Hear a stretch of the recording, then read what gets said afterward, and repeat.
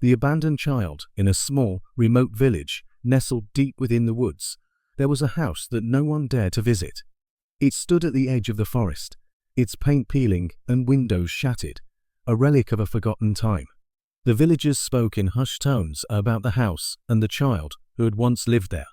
Many years ago, a young woman, Clara, had given birth to a child out of wedlock. In the strict, unforgiving village, this was a scandal that could not be tolerated. The village elders, fearing that the child's birth would bring shame and bad luck upon them all, decided to abandon the baby in the cursed house at the forest's edge. Clara was heartbroken but powerless against the will of the elders. She was forced to leave her newborn son, Thomas, in the dilapidated house, with only a few scraps of food and a threadbare blanket to keep him warm. The villagers hoped that the forest would take care of the child, whether by the hand of nature or something more sinister. Years passed, and the memory of Thomas faded from the villagers' minds, replaced by new worries and tragedies. But the house at the forest's edge remained, standing as a silent reminder of their cruelty. One cold, moonless night, strange noises began to echo through the village. Whispers, cries, and the soft patter of footsteps could be heard, though no one was seen. The villagers, fearful and superstitious, locked their doors and windows, praying for the dawn. But dawn did not bring comfort. Instead, it brought the discovery of the village elder's body, twisted and broken, lying at the doorstep of the cursed house.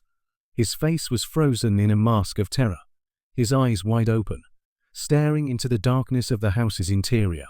One by one, the villagers met similar fates. Each night, another body would be found at the threshold of the house, their faces etched with the same look of horror. Panic spread through the village like wildfire. The villagers tried to leave, but the forest sea seemed to close in around them, trapping them in their own nightmare. It was Clara who finally mustered the courage to enter the house, desperate to end the curse. She stepped inside, her heart pounding in her chest, the air thick with decay and dread. In the center of the room, she saw him, a boy, no more than 10 years old, his eyes hollow and his skin as pale as the moonlight that barely penetrated the grime-covered windows. "Thomas," Clara whispered, tears streaming down her face. The boy looked up at her, his expression blank. "Mother," he said, his voice cold and empty. "Why did you leave me?" Clara fell to her knees, her sobs echoing in the empty house. She reached out to him, but Thomas recoiled, his eyes darkening with anger. "You left me to die," he hissed, his voice growing louder, more twisted. "And now, you will suffer as I did."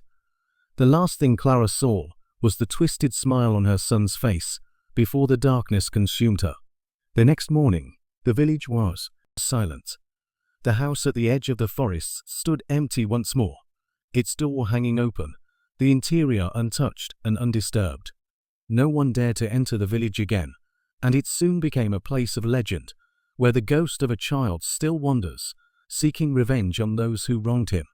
The forest reclaimed the village, and the house was swallowed by the trees, but on quiet, moonless nights, the sound of a child's whisper can still be heard, carried on the wind through the darkened woods.